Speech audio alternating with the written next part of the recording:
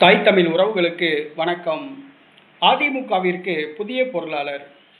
அதிமுகவிற்கு புதிய பொருளாளர் என்ற தலைப்பில் இந்த காணொளியை நாம் காண்கிறோம். அதிமுகவின் பொருளாளராக திண்டுக்கல் சீனிவாசன் இருந்து வருகிறார். இவர் முன்னாள் அமைச்சர், 5 முறை பாராளுமன்ற உறுப்பினராக பதவி வகித்தவர். கட்சியின் மூத்த தலைவர் ஆவார். செல்வி ஜெயலலிதாவின் நம்பிக்கைக்குரியவராக இருந்தார்.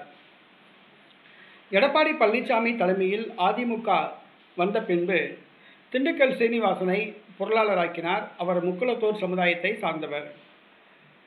நேற்றைய தினம் அதிமுக பொதுக்குழு கூட்டம் சென்னையில் நடைபெற்றது. அந்த பொதுக்குழு கூட்டத்தில் வரவு செலவு அறிக்கையை பொருளாளர் தாக்கல் செய்ய வேண்டும். அனைத்து ஏற்பாடுகளும் செய்யப்பட்டிருந்தது. ஆனால் முதல் நாள் திண்டுக்கல் சீனிவாசன் அவர்களுக்கு திடீர் உடல்நலக்குறைவு. அவர் மருத்துவமனையில் அனுமதிக்கப்பட்டுள்ளார். ஆகையால் வரவு செலவு அறிக்கையை அவர் வாசிக்க இயலவில்லை. புதுக்கோட்டை முன்னாள் அமைச்சர் விஜயபாஸ்கரை வைத்து எடப்பாடி பழனிசாமி அவர்கள் நிதிநிலை அறிக்கையை வாசிக்க வைத்தார். திண்டுக்கல் சீனிவாசன் அவர்களுக்கு வயதாகிவிட்ட காரணத்தினால் மிகவும் பணி சுமை மிக்க இந்த பொருளாளர் பொறுப்பை அவரால் பார்க்க இயலவில்லை. ஆகவே வேறு ஒருவரை பொருளாளராக நியமிக்க எடப்பாடி பழனிசாமி முடிவு செய்துள்ளார், திண்டுக்கல் சீனிவாசன் சம்மதத்துடன். மேலும் அந்த பொருளாளர் பொறுப்பு வேற எந்த சமுதாயத்திற்கும் போகாமல் முக்குளத்து சமுதாயத்துக்கே வழங்க எடப்பாடி பழனிசாமி முடிவு செய்துள்ளார்.